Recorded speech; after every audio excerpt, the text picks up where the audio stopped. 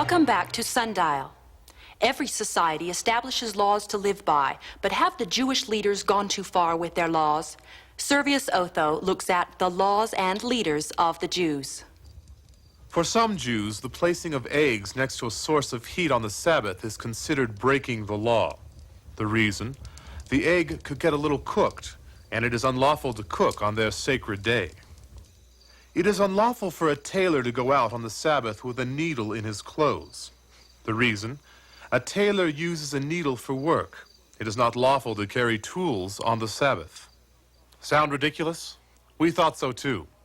So we talked with Malachi bar Pashur, a respected Pharisee in Jerusalem, about their laws. Just placing an egg by a fire, a needle in a tunic.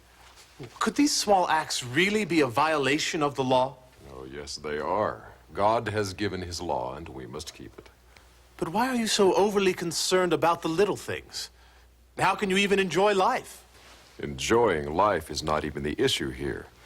Not sinning before God is the issue. Salvation depends upon keeping the law. If a person doesn't live the law perfectly, he is accursed.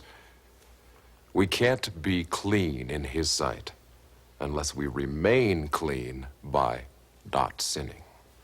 Are the examples we showed written in your scriptures as laws of God? Many things are written in our scriptures, but the examples you mention are part of the oral law or traditions of the elders. I've heard you sometimes miss the intent of the law of Moses by using the oral law for loopholes. You heard wrong.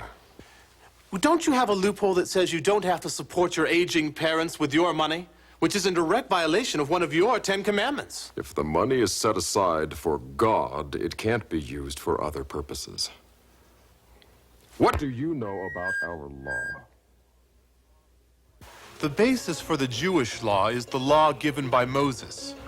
This oral law, or the traditions of the elders, as it is sometimes called, has been added, and seems to go further than the original written law. This oral law is almost like building a fence around the law of Moses, so that there's no chance of breaking it. But there is a group of Jewish leaders that don't agree with the Pharisees about this oral law. They are the Sadducees. As you see, we are bound only by the written law of Moses. The oral law is not binding on us. Anything not in the written law of Moses does not concern us. The Pharisees say that Jews should not mix with Romans. Some of the criticism I've heard of you Sadducees has to do with your wealth and political connections with the Romans. I am tired of the barbs from the Pharisees. They are just jealous because we wield the political power. We are the only ones capable of smoothing out relations with the government. I was surprised to find out how much the Pharisees and Sadducees disagree. They even disagree on basic doctrines, such as resurrection and spirits.